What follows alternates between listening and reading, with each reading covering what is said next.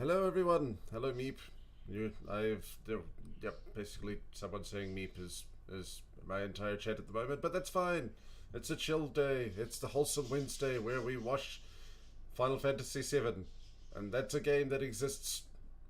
It does. It exists so much that I've done two entire streaming sessions of power washing through Final Fantasy VII. I've got some good music for it. I've got some lo-fi Final Fantasy hip hop going, and now we're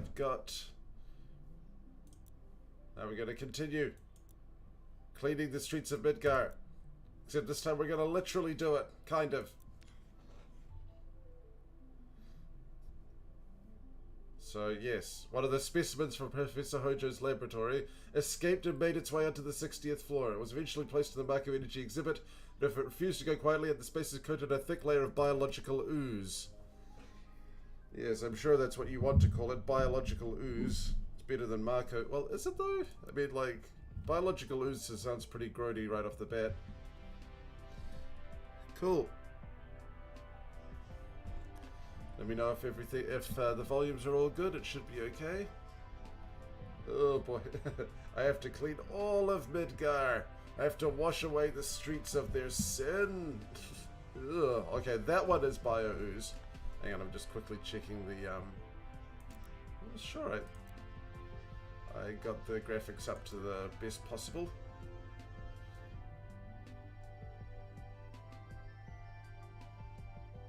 It should be at the highest possible, but oh well. Cool. Let's do this. Hey, Pokemon case. Not Pokemon today, but glad to have you in the Shinra building again. I always imagine Reeve having an Irish accent ever since Advent Children showed Kate Sith having an Irish accent because they'd have to put it on. Oh wait, he's Scottish, isn't he? But Kate Sith's Celtic. I guess it could be Scottish or Irish. Anyway, even though I may not be where I am today without the company's stunning advancements in make harvesting technology, I've rarely visited this exhibit. I believe I finally understand why. It forces me to come face to face with the fact that this city has become not longer what I would hoped it would be. Are you sure you should tell us about this over? Sure you should be telling the janitor about this over a text and easily. Unless he's doing this from the burner phone. A terrible darkness has settled over Midgar, and who knows when it will lift, but I digress. There we go. Literally washing the filth from the streets of Midgar, yes. Oh, thank you for the 5 bits, Pokénut Case. Have you seen Dinosaurs? I have seen Dinosaurs. I have seen it. I've only, well, actually, I've mentioned this before, but just for those of you who didn't tune in for earlier streams, I saw the, I mean, that's kind of appropriate at the moment considering that the global crisis problem, because I watched the dinosaur sitcom when I was very young. I watched the first few episodes when it came out on Disney Plus, because it's on Disney Plus over, at least in my country. And what was fascinating about it, despite the amazing puppeteering work as you would expect. Oh, interesting. Is that is just kind of how ahead of its time it was in many different ways. I mean, it was basically just, you know, Home Improvement and The Simpsons, kind of, but with a fantasy twist. It was basically kind of like one of the earliest Simpsons imitators before like Family Guy and all that came along. Family Guy was more kind of adult, whereas Dinosaurs, I'm not sure. I think they just really wanted to show off their puppeteering skills, which they very much did.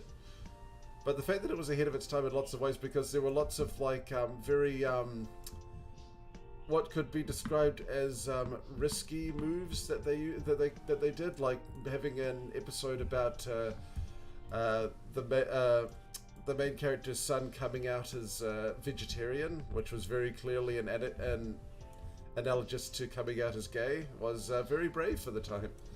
And also there's the infamous final episode, which was basically everyone dies because of global warming because nobody cares about the planet when there's money to be made, and oh no, everyone dies.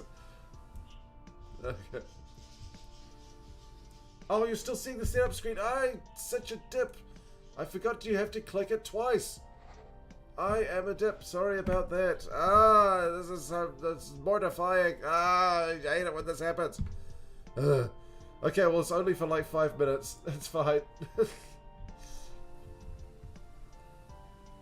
I'll have to put up a disclaimer at the bottom of the YouTube video saying, I'm sorry, I recognize it later.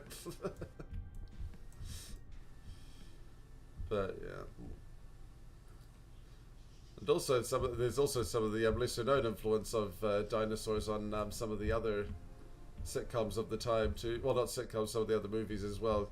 That very specific animatronic rig that they use for the face and mouth, you can see in lots of other productions too.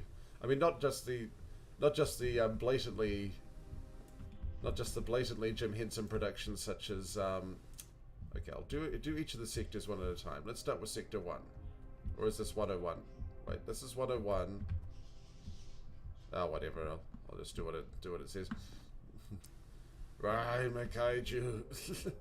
But also, like in movies like Theodore Rex, and just pretty much whenever they came with that remote rig that had the different eyes and the mouth and stuff like that.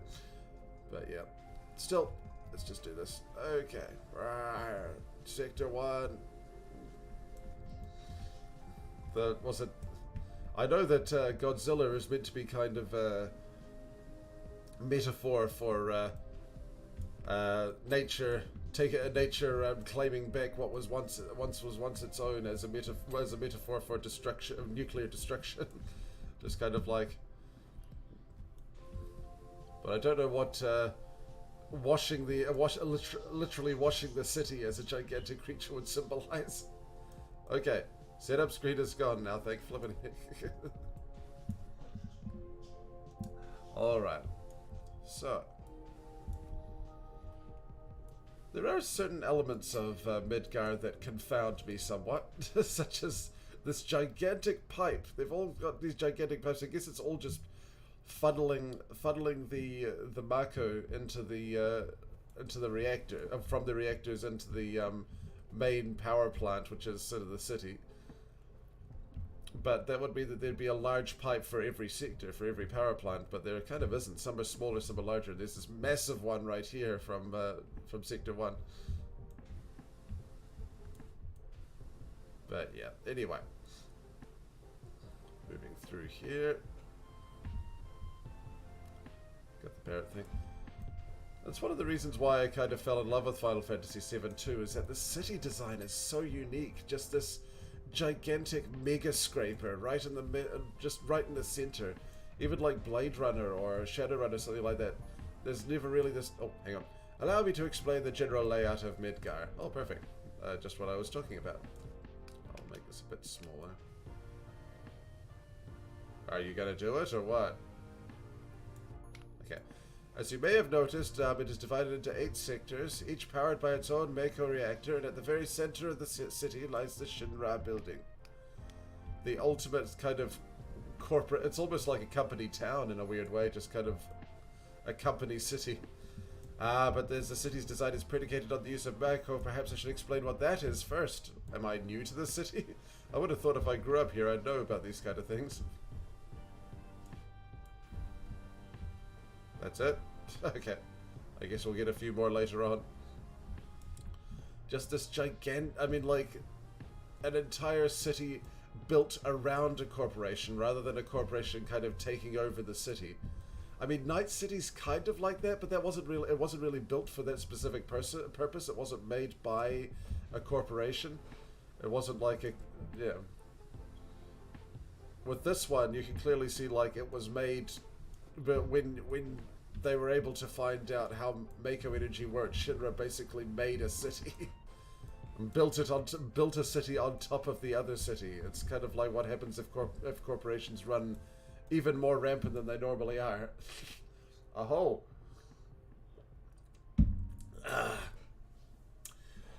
Feeny redeemed hydrate. I shall hydrate. Meep redeemed chatterbox. That's the original chatterbox, which is... I can't remember if that's 5 minutes or 10 minutes. I am so bad at remembering which one it is.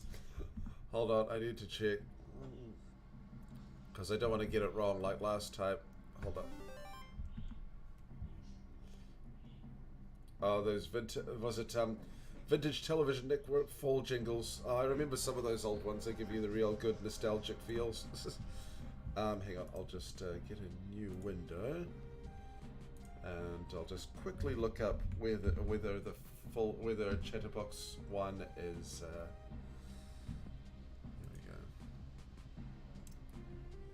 go. Go to the video producer. It's really... I just need to make sure that... Okay, I actually remembered where it was this time. Excellent. Channel points. Manage rewards. Chatterbox. Okay. Edit. 1 minute. Okay. Yes, I can do that easily. Okay.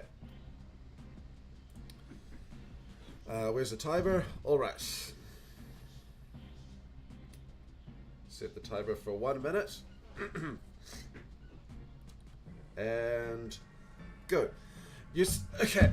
You see, some of the jingles are quite interesting in the fact that they were made specifically by one person, but some of them were made by committee. So if you would think about it, like if you've seen that one documentary about Disney's jingle, it was amazing how many people worked together to be able to create all of the different jingles. I mean, one person made the original tone, but then the rest of them would kind of come up with different variations on each of them, one at a time for each of the different seasons and for each of the different events and different things like that. Like someone might take the original Disney theme and make it so that it's spooky, like a Halloween theme, and someone would take another one and make it sort of Christmassy, like a Christmas theme, which is usually sleigh bells. I don't know why sleigh bells are always indicative of Christmas. I mean, I guess you could say that that's because of Jingle Bells, the song, but the fact is that Jingle Bells isn't really a Christmas song. A lot of people don't realize that. A Christmas song, Jingle Bells is actually a Thanksgiving song. It's always been about Thanksgiving, and just because it's snow, people seem to think it's to do with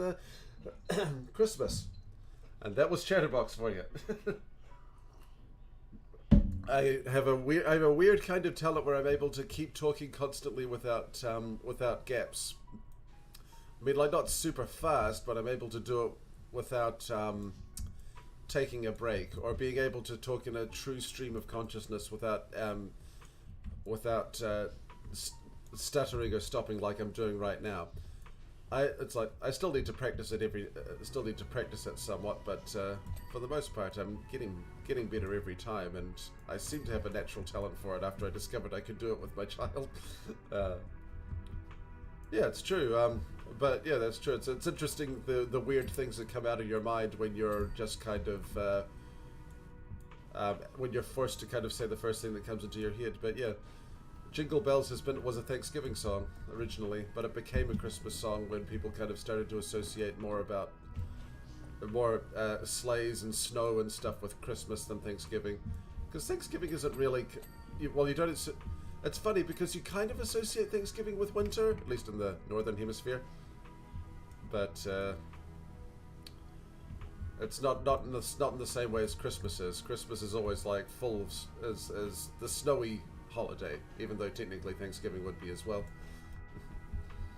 It's only 1 month away.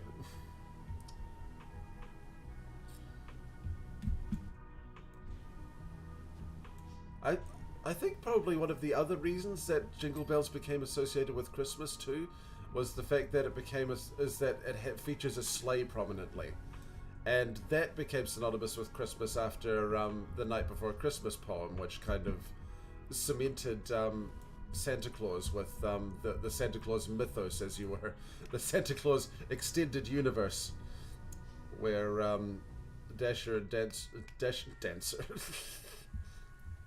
and Prancer and Vixen and Comet and Cupid and Donner and Blitzen were all being pulled by Santa's sleigh. So because there became kind of an association of sleighs with Christmas because of that, people saw the song that was originally for Thanksgiving, being Jingle Bells, and because it had a sleigh involved, it just suddenly became more associated with Christmas.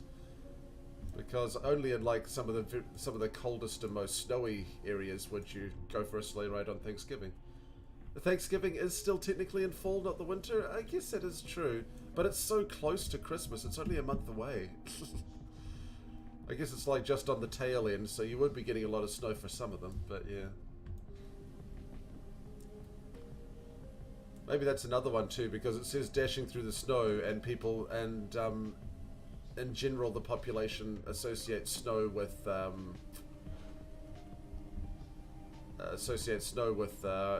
you know, winter, not with autumn. Even though you can get snow in autumn, especially in some of the more northern states, or northern countries for that matter. Oh man, imagine getting like a cross between autumn and winter, where you've got the snow, but also the leaves. Okay, Mako is a substance that flows under the surface of this planet. It's like lava, only slightly less toxic. That's also one thing I loved about Final Fantasy VII too, is that it had this fascinating idea of like this goopy substance. Hold on a second. Our skilled engineers has learned how to convert the substance into electricity, which in turn has greatly raised the people's standard of living. Yes, yes, it's like Argent energy. What could possibly go wrong? I had hoped this innovation would allow Midgar to become a veritable utopia. Yes, yes.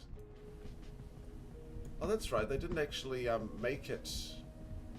They didn't actually build Midgar around Shinra. It's just Shinra became so big that it basically just became the center of the city, literally and figuratively. Unfortunately, there were setbacks. There's always setbacks. Which Pokemon anime character would you say is most similar to Miss Piggy? Is that a trick question? Because the answer is so obvious. It's Misty. Misty basically is Miss Piggy. You can't just say that, yeah. Just, was it... Has a feminine side, wants to kind of be one of the girls occasionally, but for the most part just so very tells it like it is. The tomboyish side comes out on a hair trigger, as it were. Yeah, setbacks. Yeah, you know, you always gotta look out for setbacks when you've got a clean energy. Mind you, I guess the setbacks weren't as bad as Argent energy was. That's the energy from Doom, if you don't know. But yeah. Or like in Shadowrun, where they're able to find magical energy, but that came with the setback of most of the population becoming fantasy creatures. Okay. Dang. This one now, it really does look like a rotting pizza. But yeah, like that was also very fascinating. This idea that it's kind of very, very Shadowrunny as well. Is that this is a sci-fi modern style diesel punk world, but it's also like, I know like magic is real, but also like the Force is real, and they're exploiting it for energy. I mean, why haven't they ever done that in Star Wars? I mean, I know they probably have done in the extended universe, but just like using the power of the Force as limitless energy, and then just having like a Force company, a Force corporation, and then making it so that people can kind of push generators with the Force.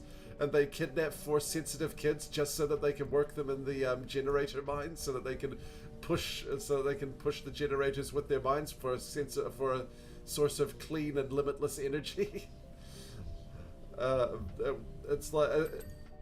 mean, that's a great idea, but they did that with Final Fantasy VII well before the prequels or anything like that. That's it. Ah, never crossed your mind that Misty was kind of like Miss Piggy. Well, I guess maybe you just need to be looking for it. Oh, Jessie does have a bit of a violent streak as well. That does kind of match. But Jessie's nice streak is a lot narrower than Miss Piggy's. Jessie, you have to go for the right episode in order to find her niceness, because for the most part she is just so unbelievably prickly. Whereas Miss Piggy wants to put on a front of niceness, and you know, has a good heart, but for the most part is also very, very self-secure or self-indulgent. Pretentious, moi. It's true. But yeah, like also there's like this magical goop. Like the afterlife is. Imagine that for a kind of either a sci-fi or urban fantasy thing. It's just so unique. This idea that like there's this glowing green goop that's always that's kind of in the earth, either a sort of above the lava layer, I guess it is. It's just like it's established that there is indeed an afterlife, but the afterlife is just kind of joining the collective unconsciousness in this glowing goop underneath the earth until like you're reincarnated or something. Or like, yeah, it's sort of like you don't know exactly what happens after you die, but you do know that your consciousness goes into this green goop and might eventually come back out of it without your memories or something like that. It's fascinating, and I do get annoyed sometimes that like with sci-fi and fantasy, they go for these sort of very stock settings, and there's nothing wrong with stock settings. I love stock settings. I like your classic Dungeons and Dragons world and stuff like that. There's a lot of really good advantages for it, like the fact that since people know what it's about, you can just go right into the story without having to establish it too much. Like for instance, Batman, like a Batman story or a Spider-Man story. Even though some people made the mistake of always making those stories an origin, they're starting to catch on that that's one of the beauties of superhero or like well-established heroes having movies, is that you don't have to do all this establishing stuff. People know who Batman is. People know what Batman's deal is. You don't have to show Martha dying for the 16th time. You don't have to show Uncle Ben getting shot. You can just say, "Hey, that's Spider-Man. You know what his deal is," and that's what it can be like for stock fantasy settings too. It's nice to be able to have kind of a baseline that everybody knows. But I just really love interesting new ones too. Like it's like even JRPGs have kind of a stock standard a lot of the time. They just have sort of either these big fantasy of these sort of fantasy tropes as well. Hold on. Mark my words, I will complete my expressway project as soon as the restoration of Sector 6. Oh no, he's planning light rail. He's going to be stopped by fantasy Elon Musk. Wait, expressway though? No, but they've got a metro system. All I want to do is make life better for everyone in Midgar, especially those in the Undercity. Reeve, bless your heart. You're doomed to be a soft toy forevermore. But yeah, just the very idea of oh, hang on. I've had to fight tooth and nail for every permit and scrap of funding. Story of my life.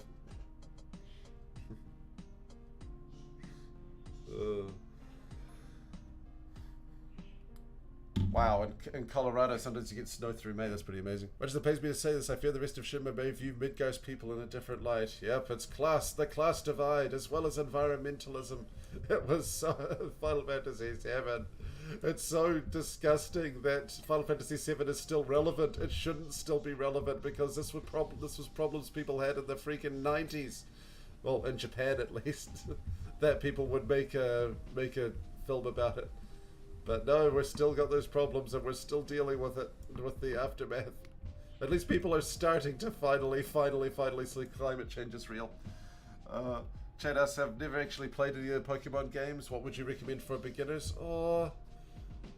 I think like it depends. If you want to get into the collection, the sort of collection and exploration side of Pokemon, I'd recommend Pokemon Let's Go. It's got a really simple loop to it. It's fun to be able to check out the beginnings of Pokemon. It's basically the first gen all over again. And you're able to ride on your Pokemon. Well, you're able to ride on a lot of Pokemon, which are a ton of fun, especially riding on Snorlax or on Electrode. I think Pokemon Let's Go is pretty underrated actually. If you want it in terms of the battle mechanics and stuff like that, that's a trickier thing. I'm not sure which would be the best one to start on for that, because That would be because I've never really gotten into the battles and so forth. You'd have to ask someone who's more into the meta for that. But if you want one that feels like the anime, it feels like the anime, doesn't feel too out of date in its mechanics, and also kind of gives you a sort of primer on the world and stories and stuff like that. I definitely recommend getting Let's Go, Pikachu or Eevee. I didn't want to be like one of those people that just automatically chooses Pikachu because it's Pikachu, but I've never really been a big fan of Eevee myself, so. Hang on. So, yeah. Cool. Oh, I haven't got any cleaner attached. There we go. That's better. Oh, that's lovely. I like some of that. Please, more. Metal surfaces. Dang it. You mean to tell me I've just been spraying it with water this whole time? Ah. That's really good, and it gets in all the nooks and crannies. Ah, it's so fast.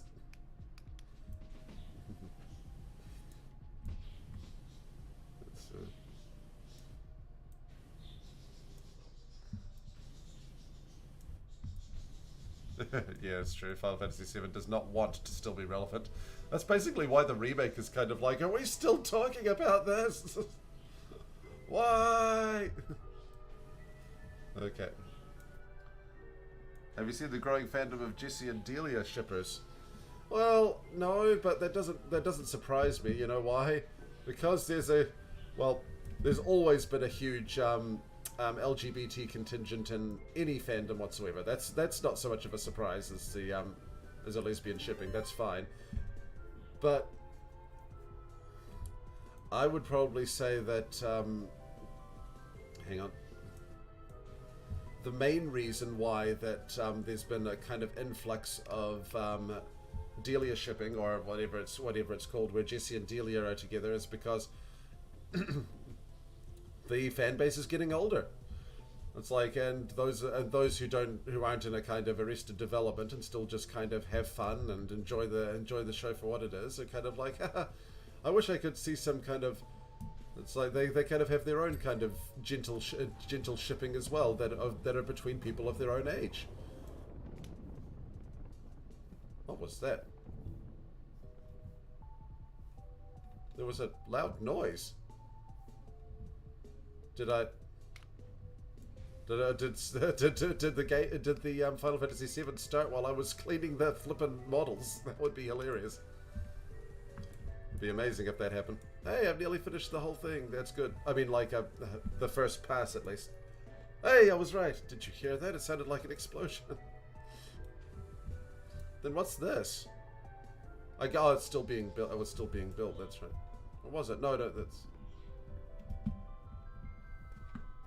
Yeah, it was Sector 7 that there was Sector 7 that fell down. That's still intact. So they were still building Sector 2. Interesting. Just received word about complications with Reactor 1. It's true, it was. It is now canon in the It's now canon in the Final Fantasy VII universe that while we were blowing up the first reactor, there was some janitor washing the Midgar model. That's hilarious. Thanks for the follow, Sandwolf. It's always good to see more follows.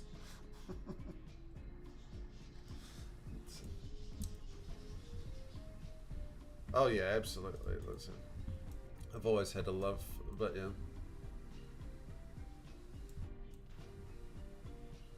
Hold on. Careful, easy does it.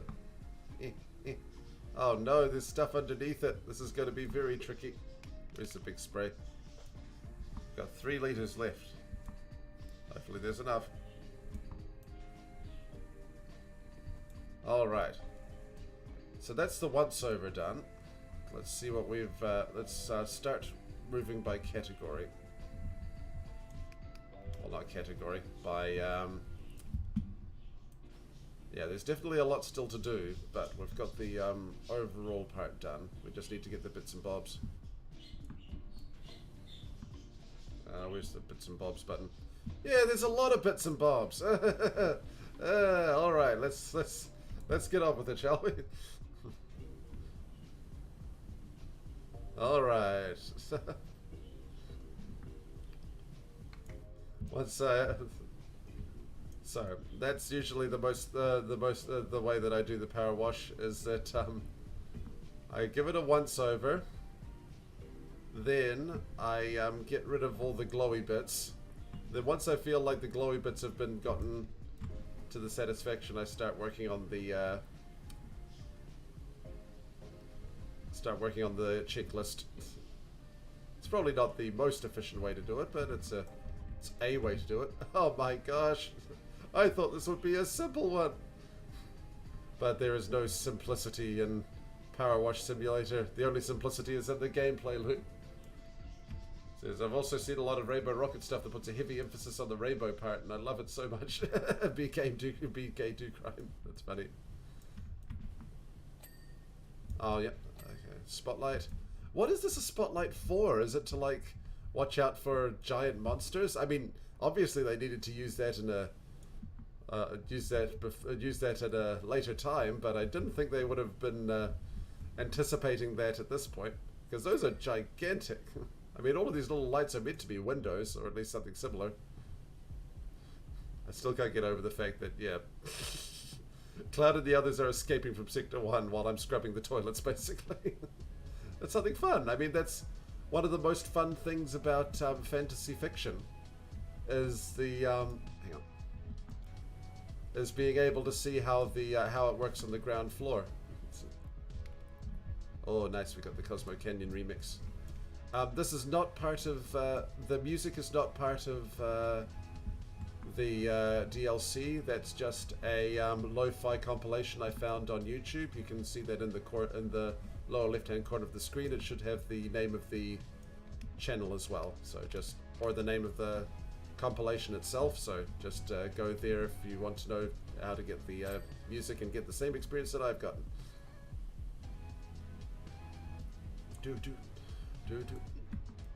Lo-fi hip-hop is probably my favorite genre.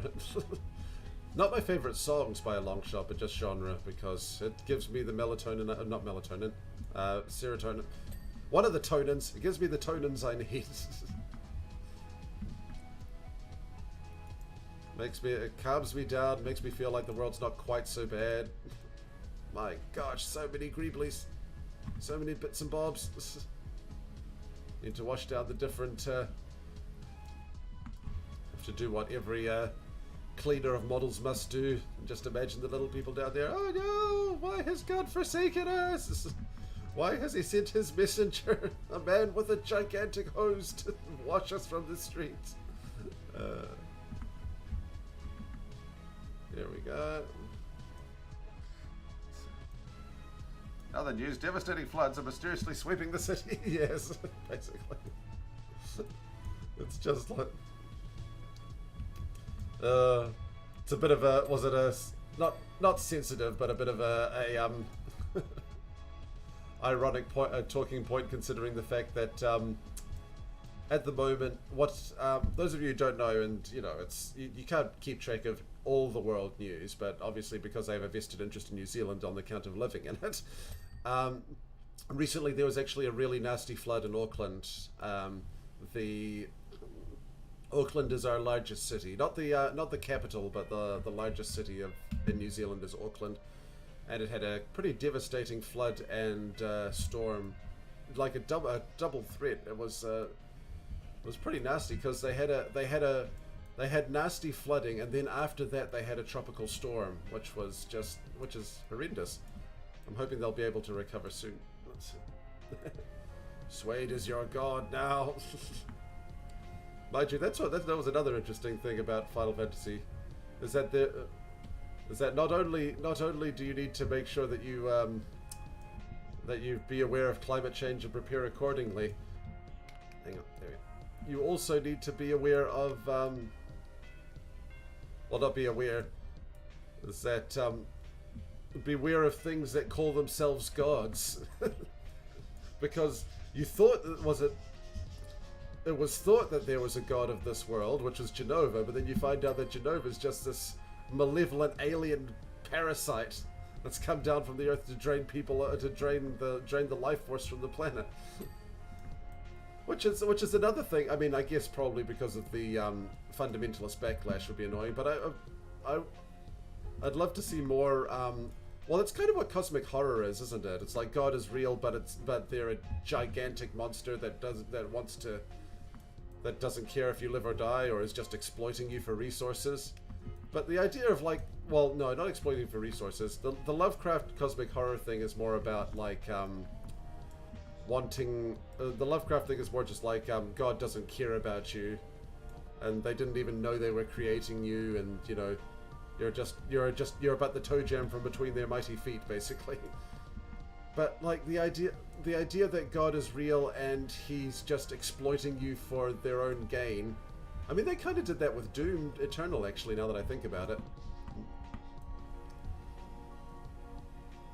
But yeah, I mean, obviously in like young adult fiction and stuff like that, but it was a pretty new concept, especially for the 90s in Final Fantasy VII, for it to do that. I mean, like, it lends itself very well to kind of the classism theme. It's like, what is it's like that's the ultimate upper class as gods, really, isn't it? That's what Greek myths are all about. It's like the Greek gods were basically like analogous to the upper class, to the rich. I'm still of the opinion that now that billionaires are basically Greek gods. There's really not much difference between them. I mean, sure, they can't smite us with lightning bolts, but really, if you think about it, what's the difference between smiting someone with a lightning bolt and making sure that they're silenced forever, or that getting a lawyer so that you have to pay reparations for the rest of your life? They have weird. A lot of them have. A lot of them are very perverted because of their complete unchecked amount of privilege. You can't really become a god unless you're born into it, and you kind of can come from outside. But yeah, hell. Let's see. TMA: the gods know more or less that you're there, and they feed on you, and you taste good. Oh, what's that one? I don't know what TMA stands for unless I'm missing it. Yeah. Yeah, I mean, like, if you think about it, basically that's also what the Matrix is as well. As God is real and they're just using you for resources. It's just that you don't know, they're only the gods of the Matrix world. Well, yeah, they're just in charge of the real world. But as to paraphrase Arthur C. Clarke, any sufficiently advanced technology is indistinguishable from magic. So, any sufficiently advanced simulation is indistinguishable from a world. It's basically a god. Oh, the Magnus Archives. Oh, it's an anthology horror. Okay, cool. So kind of cosmic horror adjacent. Cool. I had not heard of that one.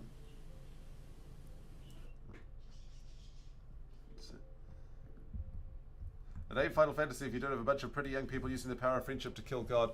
That's more of a Persona thing, but I'm not saying that Final Fantasy doesn't do that too. Persona is teens teaming up with the power of friendship to kill gods, whereas Final Fantasy is 20-somethings. Except for Final Fantasy VIII. Final Fantasy VIII was teens again. So weird to think that Squall was 17 during Final Fantasy VIII. He doesn't look 17. Looks like 28. Wow. The ancient Greek attitude was that gods can be cruel or kind, but they're also just cosmic facts. You get angry about it, but it's like getting angry at a storm. Yeah, and exactly. That's also like a parallel to what the upper class is like as well. It's sort of because they have so much money and because they're able to influence politics with donations. It means that it's really hard to change things. That's why I'm of the opinion that you need to make that every government worth its salt needs to make it so that it's illegal to receive donations from corporations if you're in politics. should get a you should get a government issued salary, which should be pretty good, which should be, you know, pretty big because you have an important job, but you shouldn't get any more money on top of that, especially from corporations, because that just means they can influence what laws get made, and they'll get the laws made that benefit the company, that benefit the citizens. I mean, people see that happening all the time. This isn't the swayed communist manifesto here. I mean, even in a capitalist society, if you want people to spend, if you want people to spend, you need to make sure that they're alive. But corporations are short-sighted enough because of the shareholders and all that. They feel like they can't do that. Well, they need to keep growing. They need to keep growing infinitely. So they influence politicians to. It's like this isn't like a conspiracy theory thing. It's like everyone knows that politicians get donations from corporations to influence laws. It's just a known fact. It's like, but the problem is that this gets a little nihilistic. But at the same time, the more people know about it, the better, the more likely it is to at least get attention and possibly get fought against. Is that even taking anything like socialism or communism or anything else out of the picture, is that as long as politicians are allowed to receive donations from corporations, then they will be able to influence lawmaking, aside from like some of the really big decisions which are voted on by the citizens. Yeah. Billionaires and Greek gods are different. There are good Greek gods. Well, yeah. Mind you, the closest... Mind you, that's arguable. I mean, like, I guess Artemis is somewhat, is one of the more harmless ones. Hades is kind of nice, but at the same time he did, you know, kidnap someone. So... But, yeah. The fact that you can say a Greek god only kidnaps someone to marry them against their will, and and they're one of the better Greek gods, certainly says something. But yeah, like I said, it's a little bit nihilistic, but yeah, the more people know about it, the more possible it would be for things to change. Is that if you want to make it so that corporations can't donate to politicians, you need to make a law that says that corporations can't donate to politicians.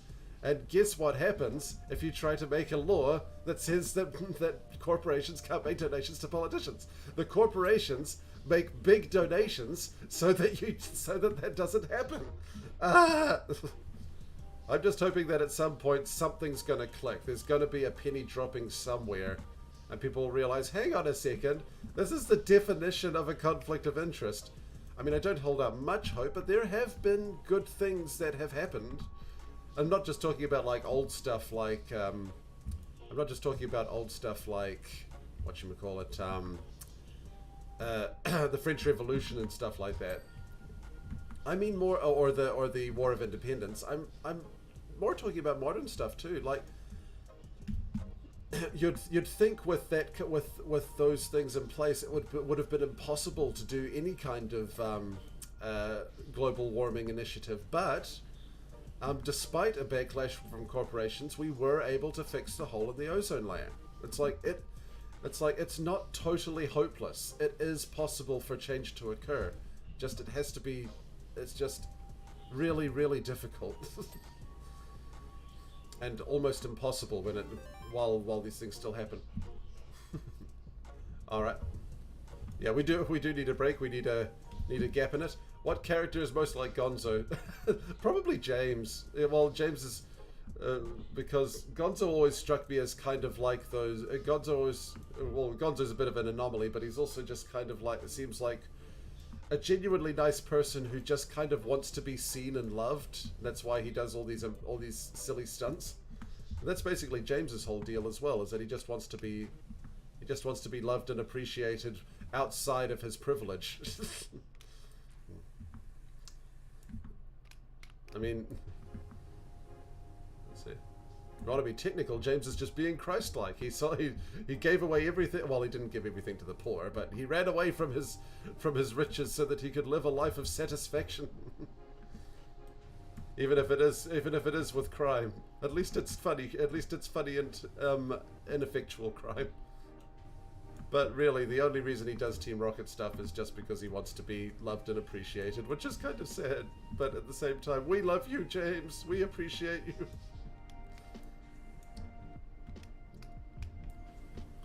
Because James is always the least malicious out of all the Rockets. It's always like Jesse and Meowth that come up with the schemes, and James is just along for the ride because he just loves them.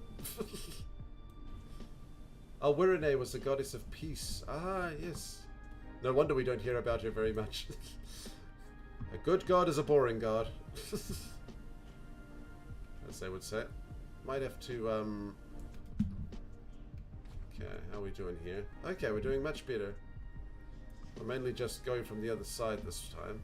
Getting the bits and bobs, the buildings on this side. Does that mean Giovanni is Sam the Eagle? I'd say so! In the southern hemisphere, does the water spray in the other direction? It's so funny that people like, I can't remember, the Coriolis effect. Like people just get, it's like, it's one of those things where, it's like an early version of those, science, those, what's the word, trying to think of the right word for it, sensationalist science, articles on the internet, where they say, like, it turns out that Nessie might actually be able to exist. But what happened was is that, this is a real thing, by the way, there was an article that ran that said, like, oh, there's new scientific evidence that suggests Nessie might have been able to exist. And it was like, technically true, but it's what happened was is that it's going off the assumption that Nessie is a plesiosaur, and if you go on the assumption that Nessie is a plesiosaur, which is a big thing, okay, is a big thing already, that meant that what people were accepted science basically said that plesiosaurs couldn't live in fresh water. They could only live in salt water. So people saying, oh, Nessie couldn't have been a plesiosaur. But now they've discovered that there were some plesiosaurs that lived in fresh water. And it's like, that means that Nessie could technically exist. And it's like, well, I mean, like, it's kind of like saying that a lion could survive in Scotland. It's true, a plesiosaur could technically survive in Loch Ness, but that doesn't mean that there's any merit whatsoever in saying that the Loch Ness Monster exists. I would dearly love the Loch Ness Monster to have existed, but they trolled the lake. I'm afraid there's nothing there.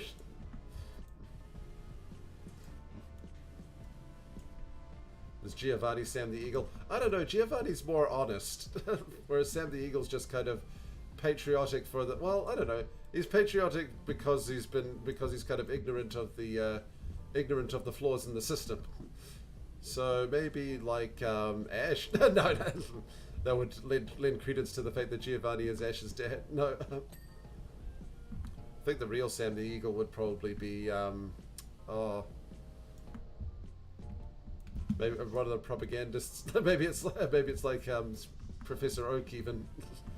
Nah, but he'd need to have a job talking about Pokemon. Well, he does. I mean, he's got the Pokemon Talk radio show. I'm not sure there's any kind of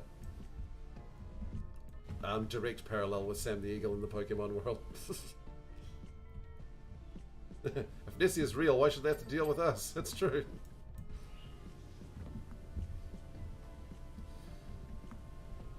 I can't remember if Doctor Who did it, or well, it seems like something Doctor Who would do. It's like there should be like a fantasy or sci-fi thing where the fact that people thought that Nessie was there was due to a completely separate supernatural circumstance. Like it was a transdimensional time jumping submarine in there, and people thought it was Nessie, but even though it wasn't a dinosaur, it was like a trans-dimensional spaceship or something like that. That's been done a few times. It's kind of like Star Trek The Journey Home or something like that. It's usually time travel. Sam originally was the TV censor. Ah, yeah. Getting regularly fed up. That's right. And then he kind of became became an Alex Jones, but much nicer than Alex Jones because he had empathy and stuff.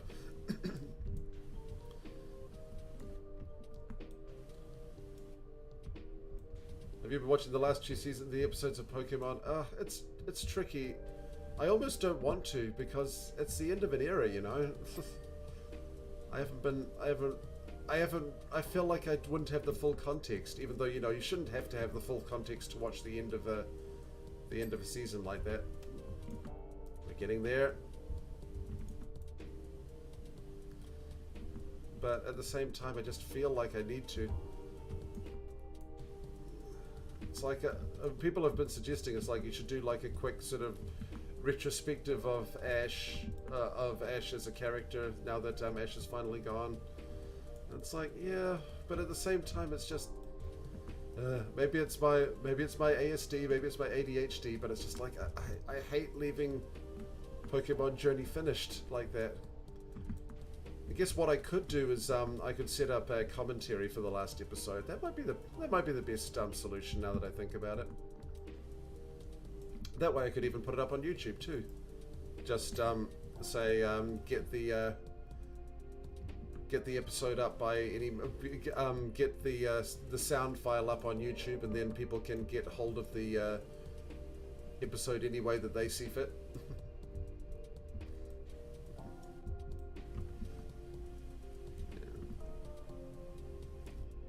Maybe I should. It's like I also don't know where to start for like the. I don't know where to start watching for the last few. For the last few episodes, it's like, do I watch the last 5? Do I watch the last 10? I mean, I know I want to watch the last one, but yeah, which is happening this Friday or something like that. It's a good idea, actually. I mean, yeah, I'll do a commentary for that. I'll put it up on Patreon. And then I'll put it up on YouTube. Oh, am I out already? Oh, refill. That's what was happening. Ah! Didn't realize it ran out like that. Ah! Didn't have to run out on me like that.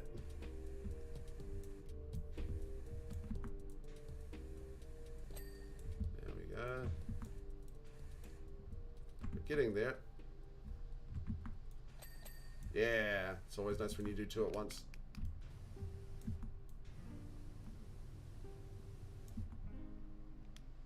A bit more than that.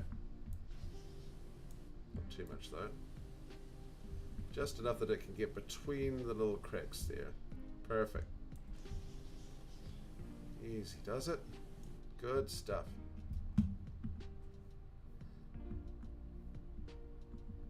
Oh, there we go. There's still little glowy bits there. There we go.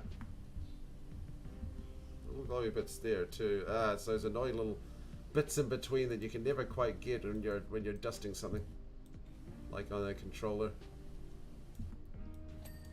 There we go. I still can't believe I was able to fix the drift on my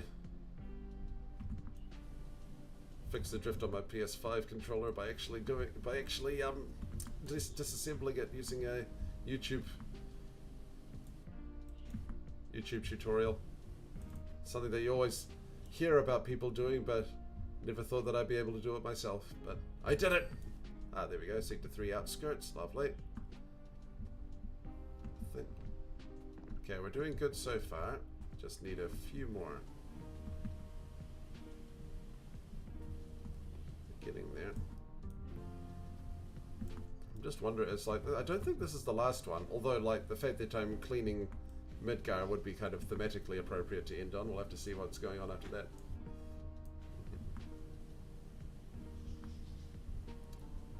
In fact, yeah. Especially since I'm just kind of setting up. What's cool is that I have a nifty thing that you can hear here first. I have just finished the next episode of Pokémon Journey. Yes, Pokémon Journey. I can't believe it either. After like almost a year, I've done another episode of Pokémon Journey. It's going to be up on Patreon after I've finished uploading all the old Journey episodes. Once I've done that, I'll start uploading one Journey episode per month. However, I will start doing it weekly if I meet my Patreon backing goal. But for now, And but that's okay. I mean, like that's just kind of an incentive because I can still survive easily without that backing goal. But basically, if you want me to make one journey episode a week instead of one journey episode a month, then you know, share it around, donate, put $1 in the Patreon, and then hopefully, then yeah, maybe we'll get to that point again. It'll be so weird though. It's like a web series. It'd be kind of like a web comic, but a web comic on its own site, except in video form. It'd be kind of like the old days when people would actually have a website that you'd go to watch things rather than just having to go to YouTube the whole time. So what's your opinion on the latest Pokemon game set aside from the bugs? That's what I love about Scarlet Violet. It's pretty much, I love the consensus opinion of Scarlet Violet is that it's actually a really good Pokemon game that that actually does significant changes and tries something new with the formula for once, which we really, really appreciate. We just wish it doesn't turn itself inside out every now and again. It's just, yeah. It's like they were so close, but because, well, most likely because they rushed production or something along those lines. They could have had something unbelievably special if they were able to iron out the kinks before releasing it by, you know, not making it a yearly schedule. But I can't give an opinion on story and stuff like that because I'm literally going hour by hour. I have a few hours lined up already, but I'm to keep the what's the word? To keep the commentary as pure as possible. I've made it so that I'm where I'm at in hour by hour is about where I am at the moment, so I can't make a comment on the story or anything. Luckily enough, I didn't get the bugs other people got. My problem was just the frame. My problem was the frame rate. Yeah, frame rate is pretty darn bad. Or like, even if the frame rate's not all right where you are, you can see bad frame rate in the distance as well. Like it turns into a slideshow the further away you get. Come on, where are you? Where are you? Come on. Come on. There we go. Okay, we're getting there. It just feels like Lego.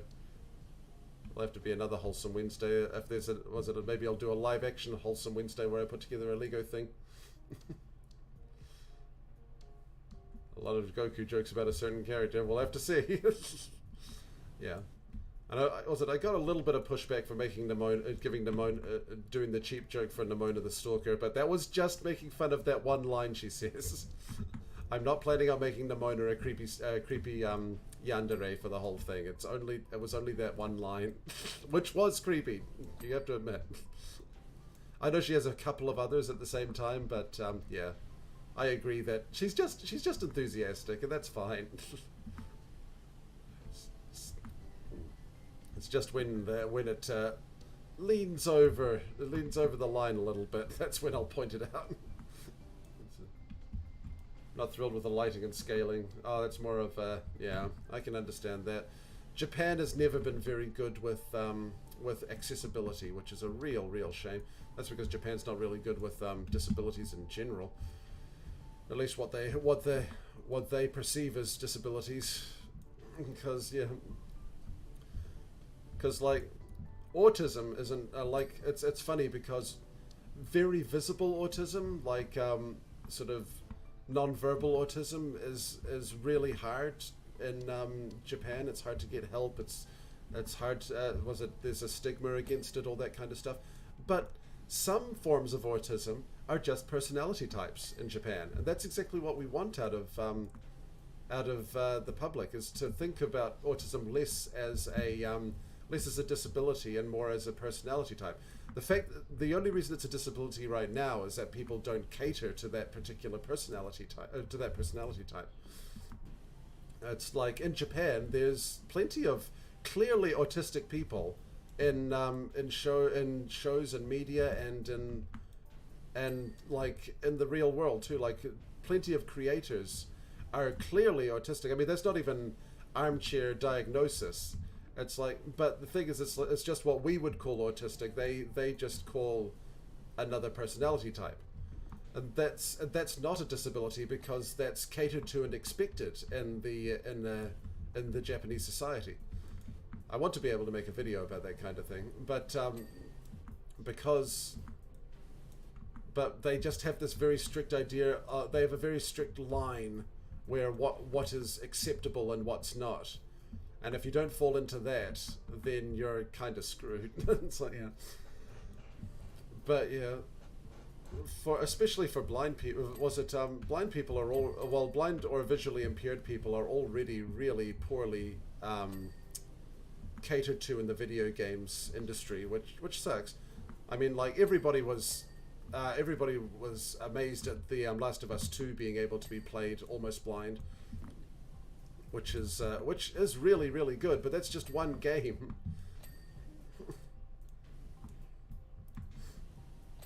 Was it? And they also added that to, you know, Last of Us Part 1 with the remake as well, which is also really good. But again, it's just one game, one franchise. They need to do that for all AAA games. Oh, oh yeah.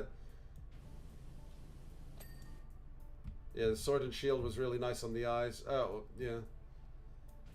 Yeah, I did like even speaking as someone who isn't visually impaired, I really liked the coloring and lighting on Sword and Shield as well.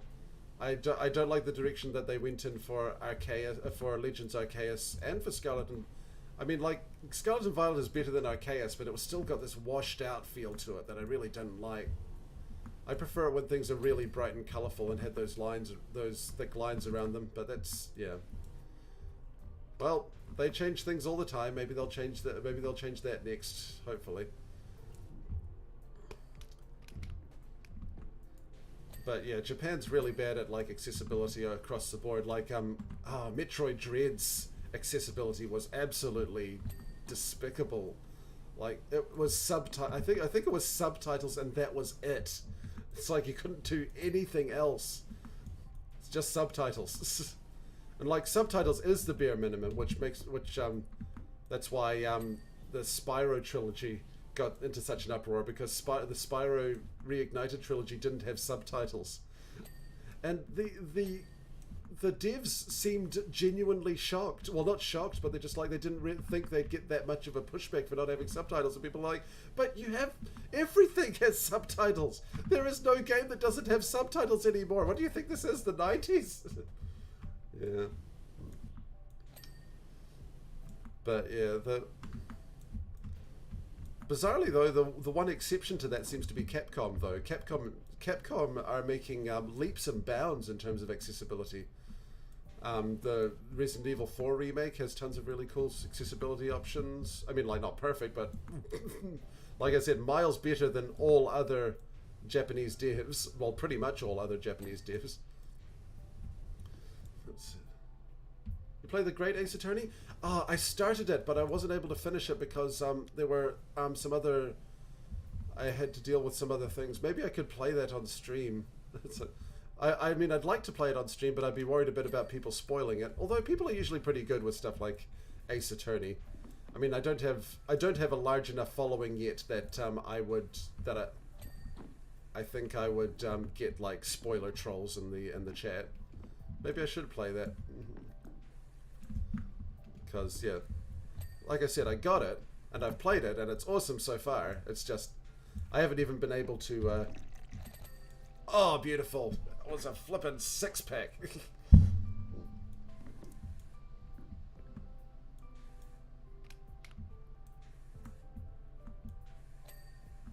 It is wonderful so far, and I like the fact that they actually acknowledge Japanese culture.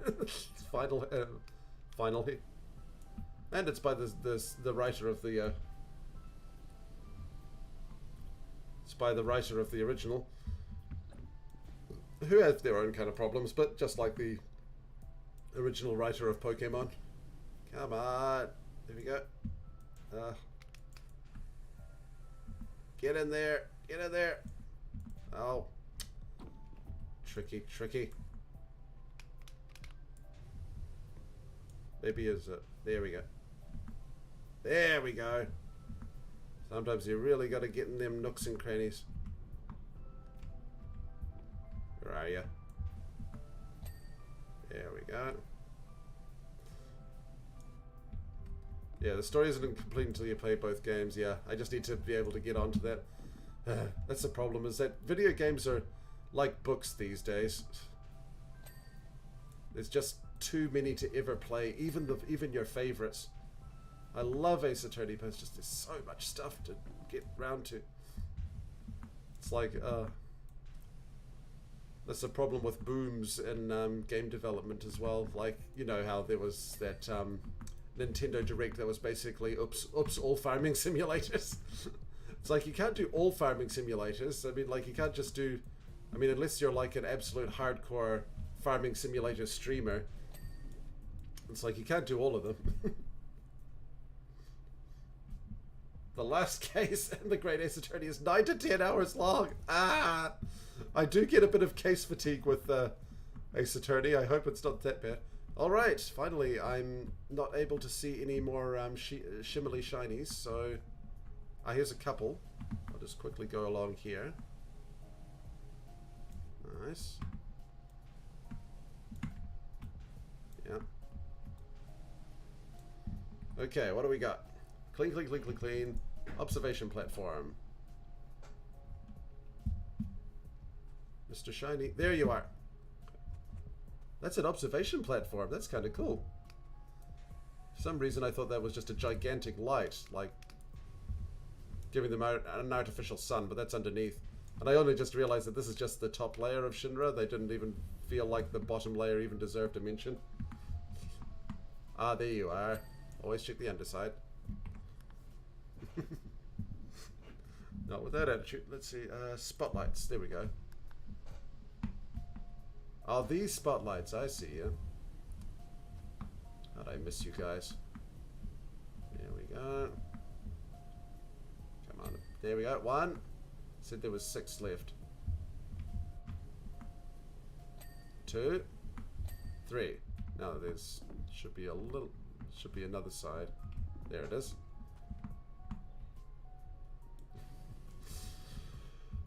I'm hoping well, I'm guessing they will. I hope Sherlock Holmes gets better, just because at the moment he's kind of got that insufferably cocky idiot feel to him. It's good, but at the same time I can see it getting tiring. We'll have to see how they pull it off. I mean, that might just be the first case. I don't mind Sherlock Holmes. I don't like. You know, I do love the fact that they got around the fact the Sherlock Holmes thing the same way that the same way that guy did for Arsène Lupin. That's so awesome. 62 outskirts. Where are you? Hello, there you are. What am I missing? Aha. Ah, brilliant. Wow, I've nearly done everything. Just missing 2 things. Oh, the Shinra piping. There you are. Get in there. Gotta get the bits and bobs. Come on, where are you? Gotta roll around on the inside while our hero in the other story commits by eco-terrorism.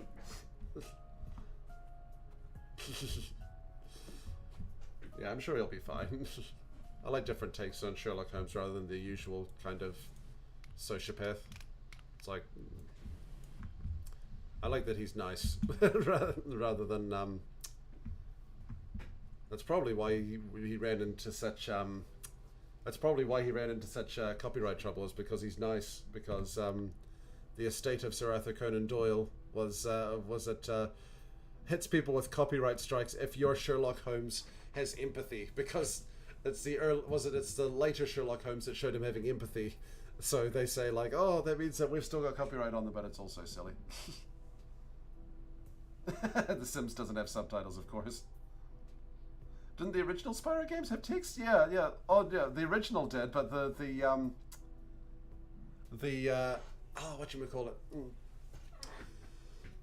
Oh, the original Spyro had text, but the Reignited trilogy didn't, and everyone was like, what's going on? Oh, you got trapped in the cave in a different way. Oh, the one in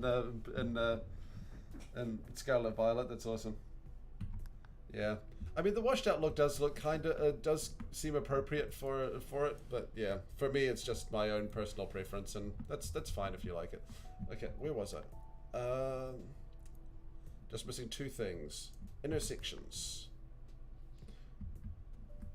Then we might be able to do the last one. Depends how quickly we're able to do it. Is it over here? Hello? Not seeing anything. Shinies? Did I click it? Did I unclick it? Hold on.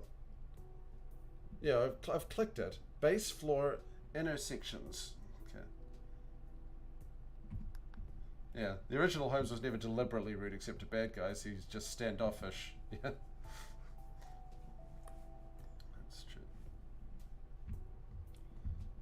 Do you remember what case I'm up to?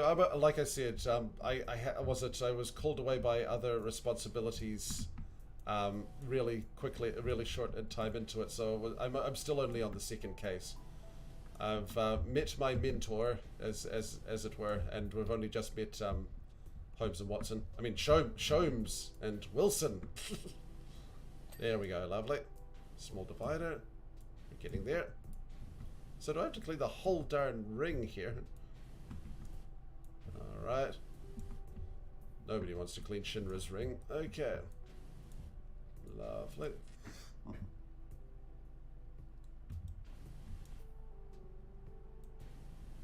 Oh yeah, I kept hearing that the Japanese people like Katawa Shoujo. I wonder if that's aged well or not. I mean, like, I'm not going to say it didn't have the best of intentions, because it did, but... Yeah, I'll just always be upset that Pokemon doesn't have disabled representation, because Pokemon is just the perfect like place to have it. I mean, think about it. It's just, you could have seeing eye Zubats or something like that. You can have like, there could be so many really cool and interesting ways that you could integrate disabled people into the society. But it just seems like disabled people don't exist in the Pokemon world, which is just so excluding to the substantial disabled community in the Pokemon fandom. And it's just a shame. I want to see a wheelchair, or at least like a chair that's like a wheelchair bound person that's riding on that's riding around on that car Pokemon. Or like a device so that you can ride around on a Donphan or something like that. Oh good. It's nice that Katawa Shoujo aged pretty well. Let's see. I've noticed that, yeah, there's actually a surprising amount of good disabled representation in a lot of what should we call it, dating sim games, surprisingly so. There's another one I heard about, which is a Western dating sim that has a dateable person on the spectrum, and it's done really sensitively and really well done. They don't make it like their whole personality. They've still got their own hopes and dreams. They're really cool. And yeah, I might keep that one a bit of a secret, because I still want to make a video about it. But it's going to be tricky making a video about it, considering it's one of those dating sims too. But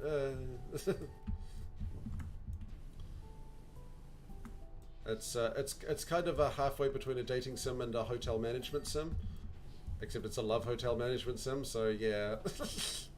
But it's got really good autistic representation, and that's part of the whole point of Introspectrum, so I probably will have to get round to it at some point.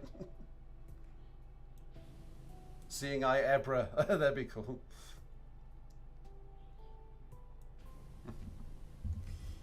Buzz Lightyear gave you autism vibes? Yeah, kind of. I mean, like, sort of the idea that you're playing a role, that you're kind of born feeling like you're playing a role. I can imagine that would be very relatable. It's one of those things. It's like a lot of the times it's not intentional, but at the same time, because autistic people are all around you, you see those traits, you don't associate them with autism, you just think it's part of their personality. They don't realize that there's other issues that they're probably dealing with that they don't tell you about. It can be quite sad. Okay, so, okay, we got the 23 of 24. We just need one more base wall. Come on, come on. Come on, just one more. Come on, just one more. Where are you? Yeah, that does it. I'll just do the thing.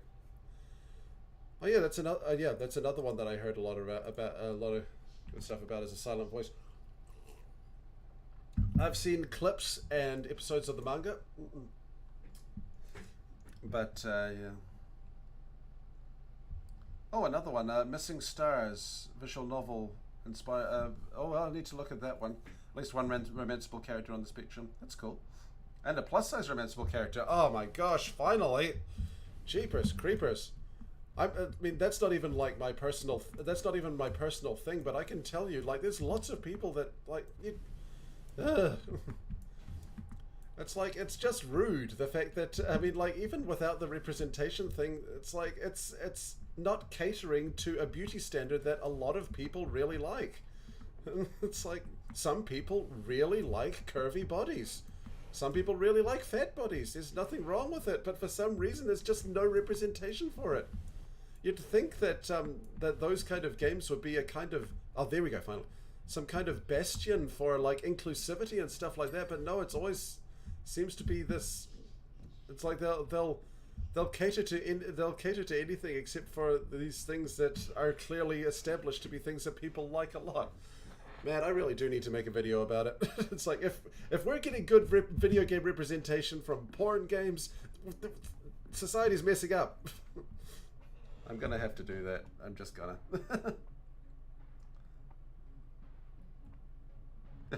Not to assume anything, but seeing the extras now, the director has an encyclopedic knowledge of Lego bricks. Yep, that makes sense. And again, it's like, just because they're able to fit into society doesn't mean that they aren't autistic. It just means that the people around them give them what they need in order to thrive. And that means that it's not a disability anymore. Ah, there you are. Autism is just a type of brain, as I've said before. But it's not as just a type of brain, but at the moment it's a disability because it isn't catered to the detriment of autistic individuals.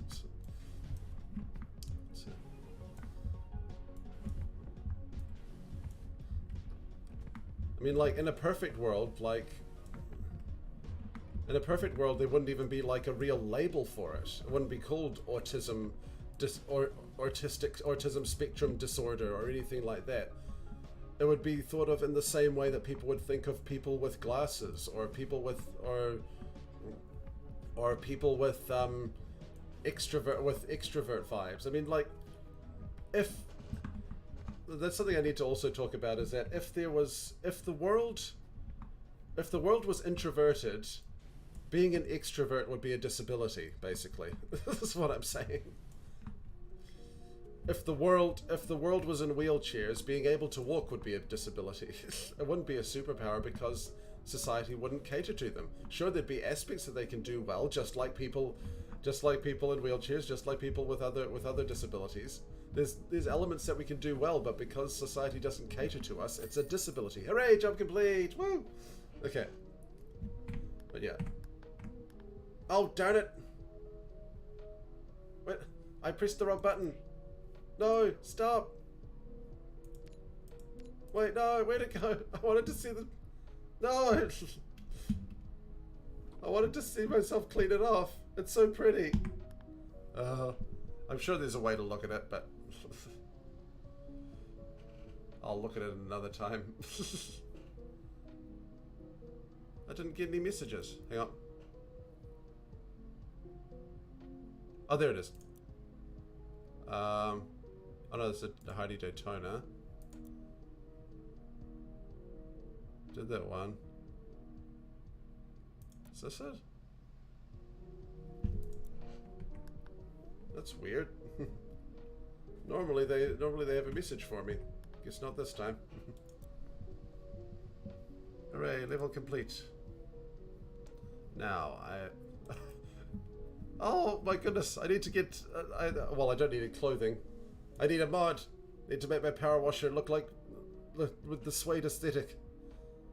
The gold or the ornate? I think the gold one suits me a bit better, but I can't. It needs to, I guess you need to have a certain amount. 50 bucks. I guess I'll go for the, oh, hold on a second. Oh, it's for the Prima Vista Pro. Oh my gosh. Power washers. Prima Vista X2. Prima Vista 3000. Oh, I need to get a certain amount of stars. I'm not there yet. It's already owned. And then the Prima Vista Pro. Okay, so I need to get enough stars. Fair enough. I'll do that next time. Cool. So this could have been a lot easier all along. Alright. Zeal Australia. Yeah. It's like the people realized about ER. Clearly suffers from depressions, but his friends still hang out with him. It's constantly bugging him to cheer him up all the time. Yeah, they just see it as a thing. Although depression is a little different because depression is a disease. That's an illness, but because it doesn't have any upsides whatsoever. But yeah, otherwise, yeah. But being able to, it makes it so that it's less of a disability and more of just a condition that people that you take care of, just like having myopia. Yeah, like depression is the same as being depression should be the same as being short-sighted. It's just something that can suck sometimes, but you can deal with it with the right prescriptions. But yeah. Oh well, going back.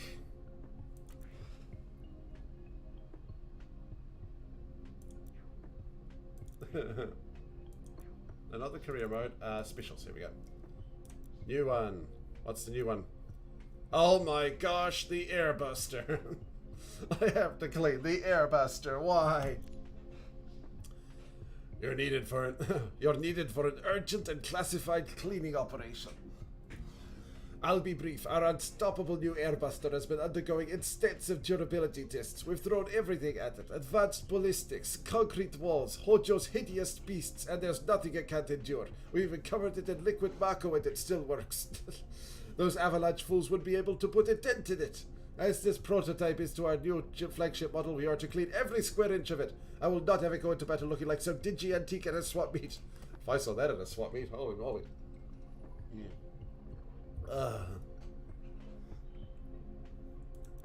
Continue. Wow. All right. I preferred doing the Scorpion. I would have preferred doing the Scorpion last because this is kind of cool, but it's kind of simple for me. Looks kind of simple for me. Okay. So let's do some upgrades. Okay, we got metals. Okay, so we're only. Okay, I don't want custom gloves. Oh, they do have my purple. Hold on. I can't just not buy purple clothes. Should I do that? It's like there's the purple gloves or the pink gloves with the. Oh. Black gloves work better with the purple suit. All right. Modifications. Don't need that. I want some power washers. Dang it. Some. These are all owned, so we're fine with that. Buy that. Gonna need some of the longer stuff now.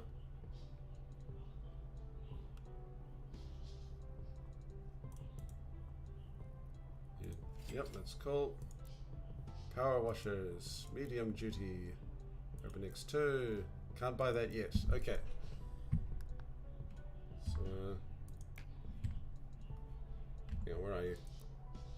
How did I miss that? Oh, it's off to the side. That's what gets just one big stain. Wait. Oh, I see. I have to do it with this one. Okay. least I think so. There's no... Well, whatever. This is the Prima Vista 1500. We got that. The X2, we got that.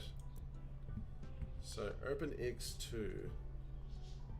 This is the Pro. Okay, I guess it has to be this one. That's fine. At least I'm purple. Alright. Let's get this big old marshmallow boy. Unfortunately, the Scorpion Sentinel Euclid was destroyed by an ex-soldier for hire. Dang it! I'm glad I took a video of it. Thanks for telling me. Ojo thought it was hilarious. Yeah. I won't have to hose down any critters, will I? Let's get this whole thing done. I find it hilarious that long-eared lunatic doesn't think his precious creations are next. It's not ha ha ha, it's gya ha ha. Gya ha ha ha. Someone in the translation doesn't know the traditions.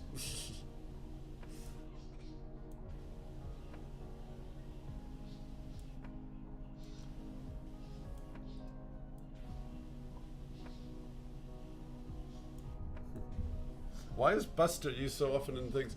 I'm not sure, but I do know that in one particular case, the Buster sword that Cloud uses, the reason why it's called that is that it's actually the bastard sword, but they just mistranslated it. They weren't realizing that that's what it was meant to be. Because, yeah, the Buster sword is a kind of bastard sword. It's a big old two-handed hunk of metal. So it should be a bastard sword, but because of the mistranslation of the katakana or something, they went with Buster sword instead. Or maybe it was just so they didn't have to do a mild swear in their descriptions. But no, they used the was it Final Fantasy VII as one of the ones that swears the most, especially with Sid. So yeah, it must have just been a translation error. So, a lot of Disney movies being made, and some of the remakes don't make sense. I prefer the remakes that I prefer the unusual remakes. I think, like, even though Dumbo didn't do too great and it wasn't that good, it was one that I felt like was due, that could actually benefit from one. Like, the problem is that people don't remember the good remakes because they're based on properties that not many people remember, so they don't all go and see it. Like, for instance, Pete's Dragon was apparently an excellent remake. It was a really good. It did it in a different way than the original movie did. It was its own thing, and it had a good story. Apparently Pete's Dragon was great. But because it was a remake of an old was it one of the really old 70s Disney live-action movies, and it wasn't a beloved classic like many of the others, not many people went to see it, which is a shame because it's one of the better ones. That's why you don't remake perfection, you remake imperfection. Make it better. Put your own spin on it. Well, I tell a lie, you can remake perfection. It's just, if you're going to do a remake of a beloved classic, you need to put a different spin on it, rather than just looking different with the exact same story. It needs to be a different idea, a different way to think about it. Like, say, the Lion King remake. Instead of actually just being a word for word of the Lion King, they should have made it so that, I don't know, they're fighting against humans or something like that, or like they're working, or like not Scar wins, because Scar wins in the original. Maybe like Simba's power rushes to his head or something like that. It's like do just the first half. The first half of the movie is just the Lion King again, and then they try something different. Oh, thanks for subscribing, Pink Senate. Oh yeah, that's right. Oh, people remembered Pete's Dragon. That's good. Well, I'm glad that it just seems like nobody the problem is that it doesn't have as much publicity because everyone was like, "Yep, that was good. Moving on." Whereas if something's bad, they're like, "Yeah, it's horrible. It ruined my childhood." That's it. Oh, that's right. Mewtwo Strikes Back. Same pizza, different seasoning. No. Mewtwo Strikes Back. It's not same pizza, different seasoning.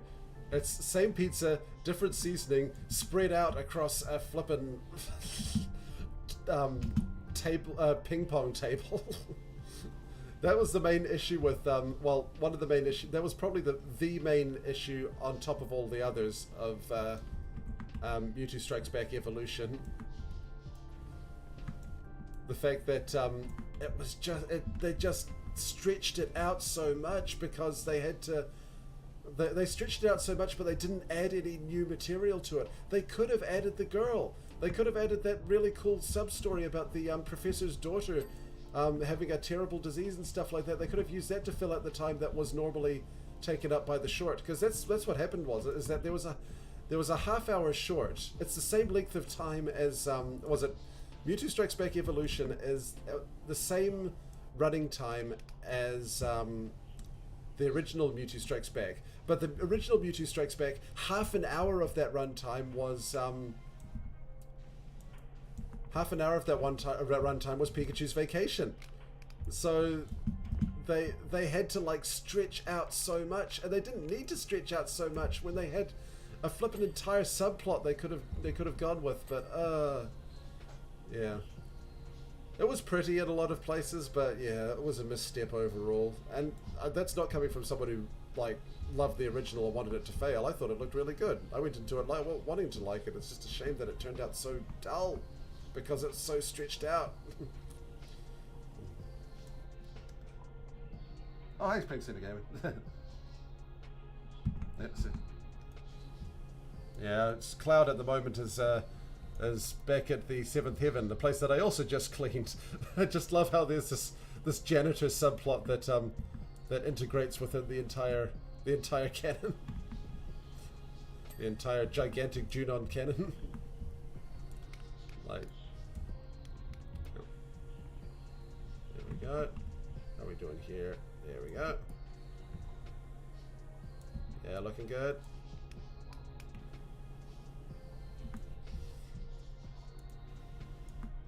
Was it so hard to bring back Veronica and Co just for one shot? She can still do the voice of Ash. Yeah, I've got no problem with can't remember who it is. It's not Colleen Klinkenberg because she's Luffy. Or am I thinking of someone else? No, that's Natachini. No, Natachini is Ash, right? Yes.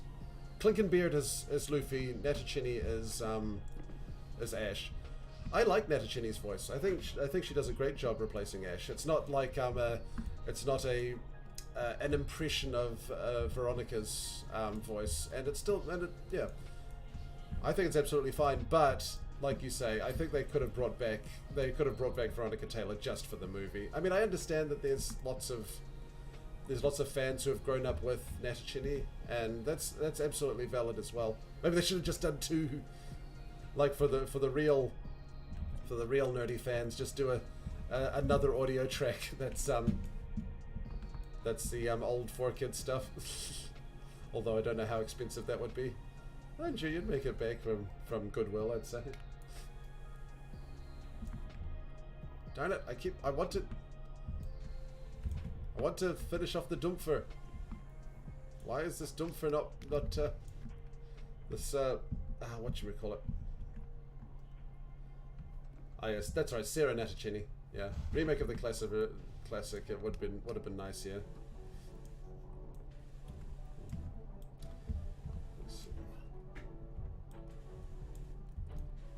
Then easy does it. Ah, there we go. That's where we're missing it. Gotta get right into the crevices. Right there. Is that the... Come on! I just want to get this big cushiony thing. Come on. Okay, there's a bit. Come on. Never doing this again. I'm just gonna do it to my satisfaction, and then then go into the checklist. Come on, come on. I just like it when there's clear sections that I can go through. Except in this one, apparently. I thought it was pretty clear, but no. Oh no, it was, stop it. Oh, there we go, the nozzles. Easy does it. Come on! Okay. It's a gigantic... Thank you! Air cushion! It's about dang time. Let's get this going. Work our way all the way up. I like those arms though. Those are cool arms. Can I move the arms? No, I can't. Oh wait. I can lower the rear cannon. Awesome. You what are you doing back there? You have 10 seconds to comply. Yeah. Does kind of suck that they replace them so quickly. I mean, I've been there. There's been like times where like if a company takes over, they bring in the people they know, and like that's understandable. But at the same time, it's really unfair to the other people. In a way, Avalanche has played right into my hands. Yes, in what way? Tell me, Heidegger. I'd long been urging the president to deploy the airbuster, but to no avail. Yes, yes, you're such a hawk. Oh, so edgy. There we go. Thanks to these pesky gnats buzzing in Shinra's ear. However, he will finally sign off on it. He's finally decided to sign off on it. The airbuster doesn't even look that great. I mean, I like the Scorpion way better. I owe you one, Avalanche, and I know exactly how to repay you. Aha, aha, I'm so evil. He's the one that you love to hate. That's the 3 types of villain as exemplified. The 3 types of villain as exemplified by Avatar: The Last Airbender. There's the villain with the redemption arc, which is Zuko. There's the irredeemable villain who's fun to watch, which is Azura, and then there's the irredeemable villain who's just watching, who you just want to see get taken down, which is the Fire Lord Ozai. Yeah. Thought Eric didn't like it. Yeah, it's funny because Eric Stewart. It's funny that Eric Stewart is so adamant of his dislike of being replaced. Because well, I guess it's fine because yeah, like there were issues with 4Kids. He had lots of issues with 4Kids. Like that time he accidentally put in not accidentally, he deliberately put in a backwards message saying that the 4Kids are the devil.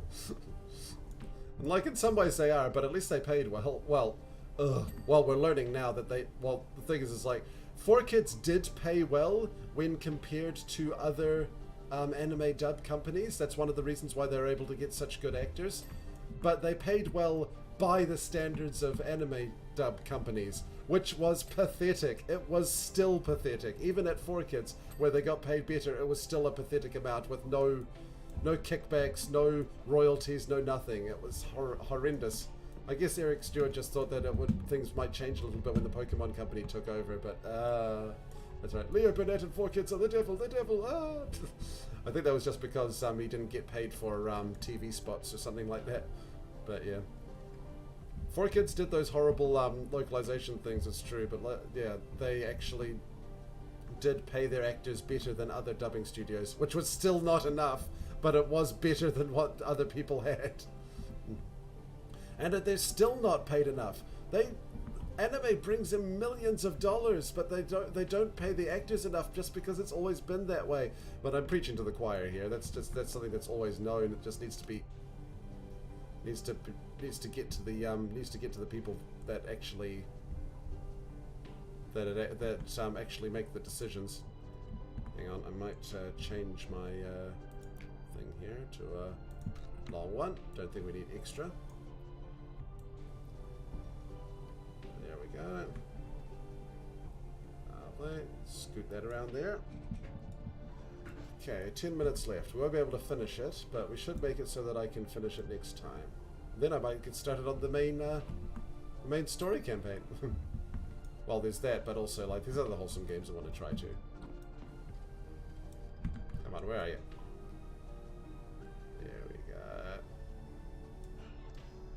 like how it's I do like this blue paint job. I didn't notice that blue paint job on the I like the blue paint job and the headlights here. They look cool. It's got that kind of 50s car look, but for a it's like the Scorpion had a red Corvette look, and this is like those light blue Buicks in the 50s. Disney also underpays the voice actors. Voice actors in general. It doesn't make sense. Animated films, anime dubs make just as much money, if not more, than movies. Yet for some reason, they pay the movies pay their actors millions of dollars, or at least hundreds of thousands of dollars. Ugh. I mean, it's like the Bayonetta voice actress might have gone about it in the absolute worst way possible and lied, and also wasn't a very good person in general, but they did have a point. That's one of the reasons why everyone was on board with her from at the beginning. Was the fact that the video game voice actors aren't paid enough for what they do and how much money they bring to the company. It's just, like I said, she just muddied the message by doing lots of really dumb stuff. But yeah.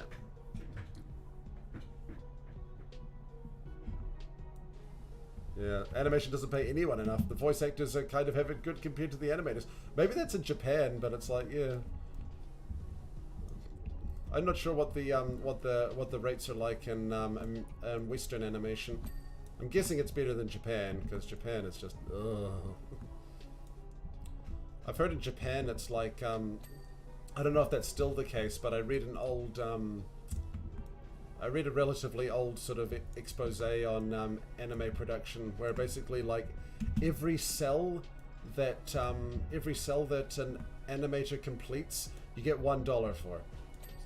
So you have to just work unbelievably fast and hope that you don't get complicated things to draw, because otherwise you have to. You just get paid $1 a cell, and that's just absolutely ludicrous. I'm hoping it's better now. Oh hey, yeah, they got a cool glowy thing attached to it. Yeah, better than horrific pay doesn't mean good pay. Yeah. Unfortunately, like back in those days, that's why 4Kids were able to get such good actors like Dan Green and Eric Stewart, because they were paying better than the other dubbing studios, and they were mostly struggling and starving theater actors. And theater actors get paid better than voice actors by a long shot, but you have to actually get into a theater production. You actually have to get into a production to get paid that much. Well, to get paid in that way. Even then, like, the chorus don't get paid very well. Entertainment sucks! The entertainment industry sucks! Entertainment industry pays way too many people too much and way too many people too little. Why can't they just even it out? Make it so that everyone's paid quite a lot.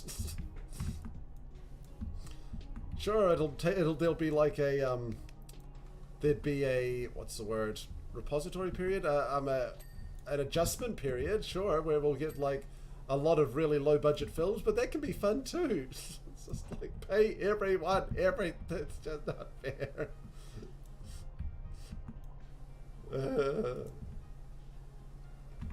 It's like saying, it's honestly like paying actors millions of dollars while the special effects people starve is like, it's like saying your head is the most important part of your body, so you don't need the heart. It's like, why? No. It's like, or like even going even further, it's like, well, the head and the heart are necessary, but the liver, you know, we can afford to not take care of the liver very much. Mind you, most people do that with alcohol consumption, so that might not be a good example, but still, you get what I mean.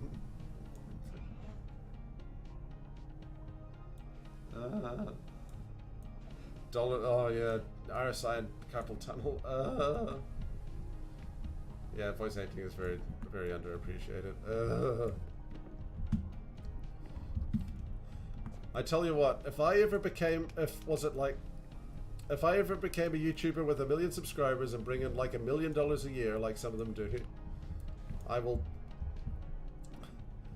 It's like, I'll either make a production myself or, well, that would probably be too much. But what I'd probably do is, what I'd like to do is like hear about animators who are unfairly paid and have like a compensation system in place for them.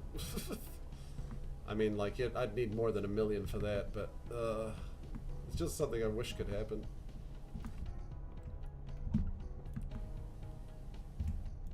The animators, the voice actors, everything that makes them what they are. It's just like, no. You do need, was it writers should be paid a lot of money. Absolutely, because writers and directors should be paid a lot of... That's another one as well. The writers don't get enough money in animation as well. I don't think, outside of maybe the director, maybe the showrunner, and the executives, nobody gets paid the proper amount in any form, in any aspect of animation. It's just, it's ludicrous. And it's a beloved thing that brings in millions of dollars. It's just not right. I'm going on a big rant. I should have put on my angry face. It's all so silly. Yeah,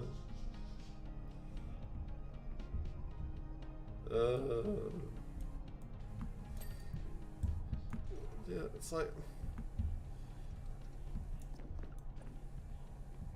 It used to be the actors don't get paid very much either unless you're a star. If you're a star, yeah, you get the big one because that you're a form of asset. But other actors, no, they're called the meat. They're called the cattle. Luckily, there's some good there's good directors out there that make sure people are properly paid and stuff like that. But overall, why overall?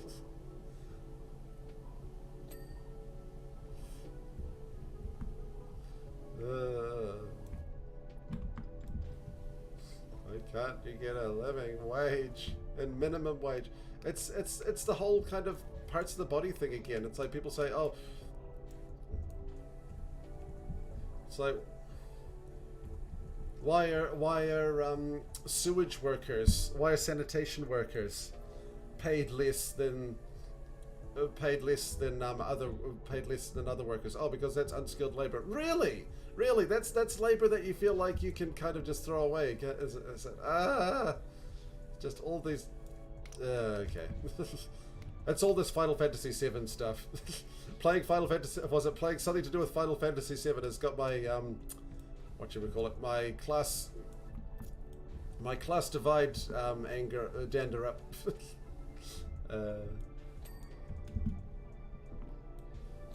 It's like, unless you know how to play the system, it's like, yeah, it's a shame because Hollywood does really good things too. It helps you to see yourself. It helps you to understand the world in ways you might not have seen it before. That's really important, especially for people that don't see the world very often. Being able to see that other ethnicities and genders and so forth are people too. It can be really good to see.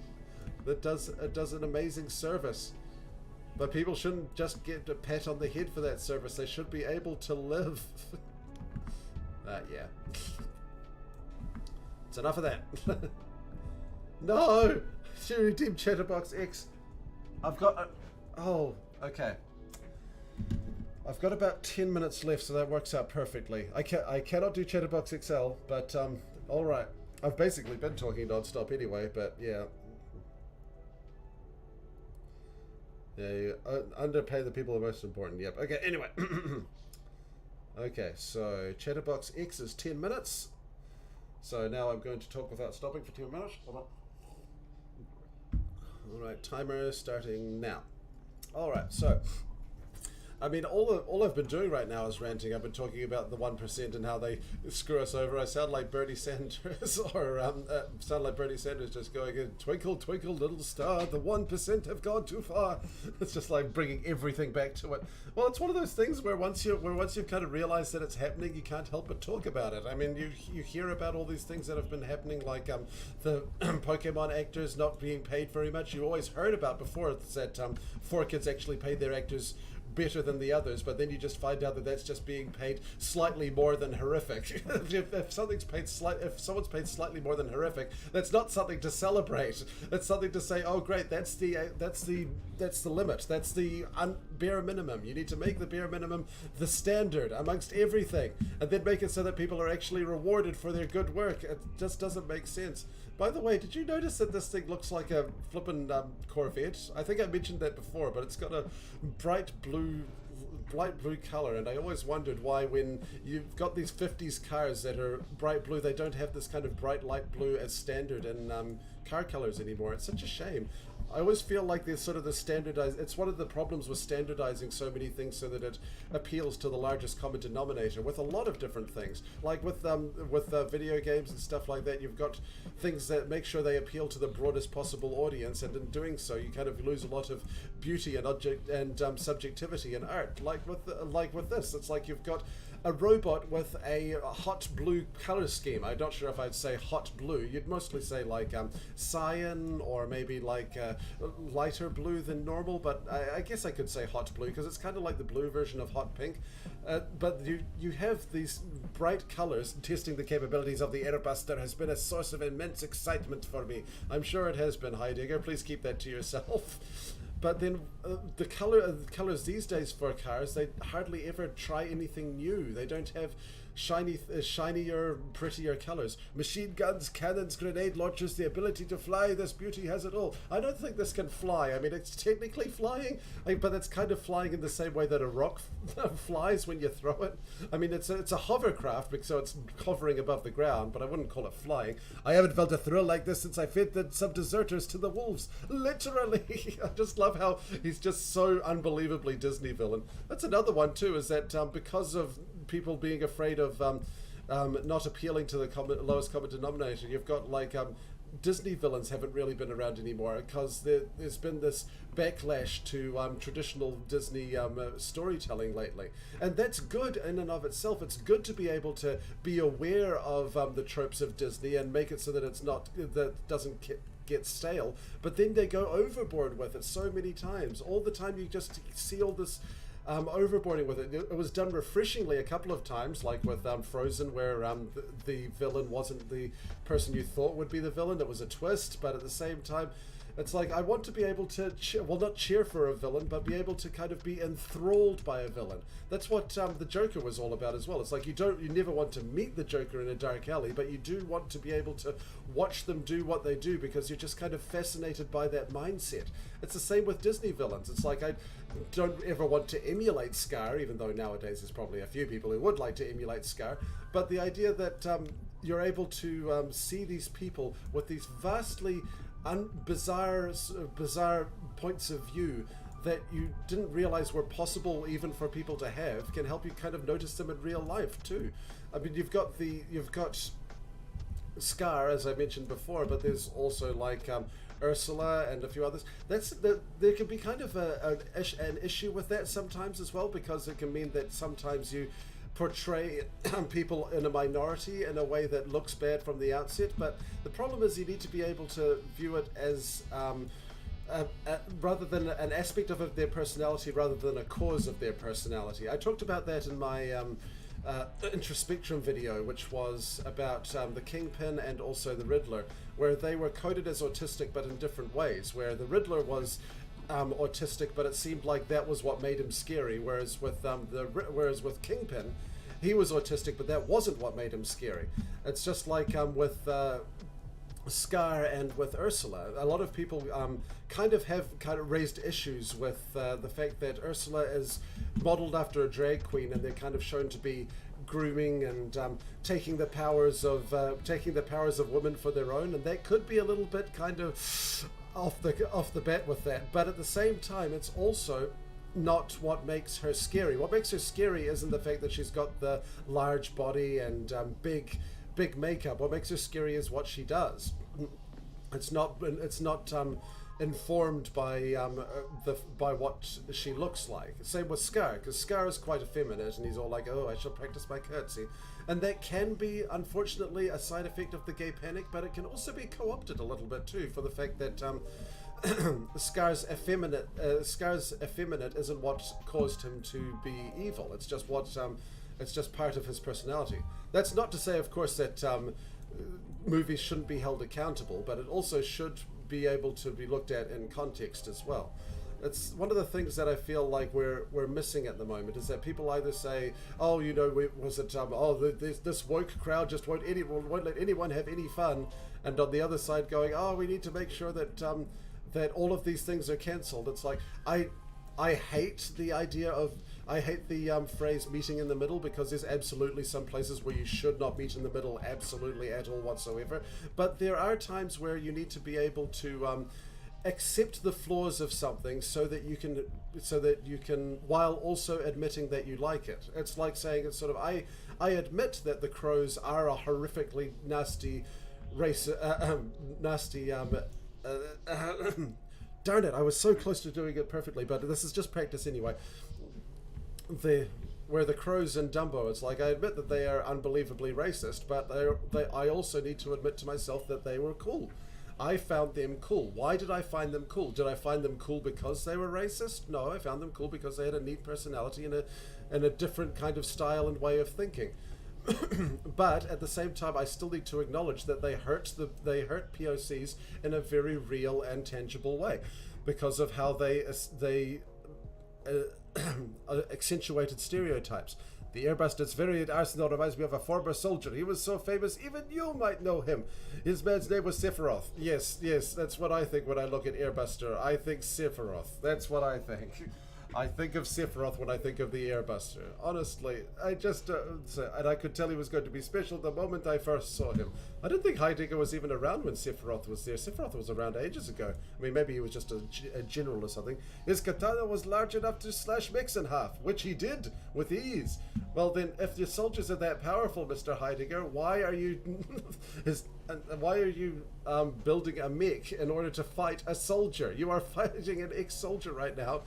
But it wasn't just his strength that endeared him to everyone. He had quite the face as well. Little wonder he was renowned as a hero. Yeah, well, that can happen too. It's like if someone happens to be handsome, people tend to give them a pass, which can be very annoying, especially when they're accused of horrible things, especially if the victim of the horrible things they do... Although, in my opinion, a hero shouldn't grow his hair quite so long. You should talk, Heidegger. You've got a gigantic beard. What are you talking about? No, I mean... The original, I honestly would say that Sephiroth, like the fact that you would do this is pretty, I would say, ironic. The fact that you would make a mech in order to fight mechs with Cloud, it just doesn't make any sense. Yeah, like again, it's one of those things. Like I even saw in chat that the Crows were racist, but they were also incredibly helpful towards Dumbo and stuff like that. That might have helped a few people back in the day question their beliefs a little bit about their stereotypes about them. But at the same time, you also need to acknowledge that they also enforced a lot of stereotypes as well. The fact that they were layabouts, that they were loud and noisy, and that they didn't work, and that all they did was kind of lay about and try and help people in their own good-natured but ignorant way. That's a really harmful way to portray people like that. But at the same time, we need to be able to keep ourselves in check. We can't take away accountability. That's the main thing. But anyway, that's way too much heavy stuff right off the bat here. But mind you, I'm not one of those people who is just going like, oh, don't talk about politics when you're washing down a war machine in a video game about about environmental disasters and about how the military-industrial complex caused a worldwide catalysm. I said catalysm, but I meant cataclysm. I wanted to say catastrophe, but also say cataclysm at the same time, so I came with cataclysm. That's one of the things that I find really annoying about the people that get all up in arms about... Oh, finally! That wasn't my best chatterbox work. There were at least two. Pauses in that one, so I apologize for that. I will try and do better next time. There are a few bits and bobs here. I'll finish it off tomorrow. I mean, not tomorrow. I'll finish it off next week, and then because I'll definitely finish it in that session. I'll get started on the main story instead. It is quite a cool robot when you kind of step back and look at it like that. All right. Honestly, it just depends on what was on my mind. If it went into cookie dough, I might have ranted about cookie dough. Congrats, we're not stabbing our staff as much as competition is. That's all. That's awesome. No, Master Ben, no, don't redeem Chatterbox XL. I haven't. Okay. I will have to cash in that Chatterbox XL next time, because I can't. I have to cut off the stream right now. I'm writing down a note right now that you cashed in the Chatterbox XL Master Ben 95, and I will do that immediately when the next stream starts. So keep that in mind, and we'll see. And I'll see you guys all next time. Thank you for joining in. This was. It always ends up a bit more personal with in these streams than I always thought, but thanks.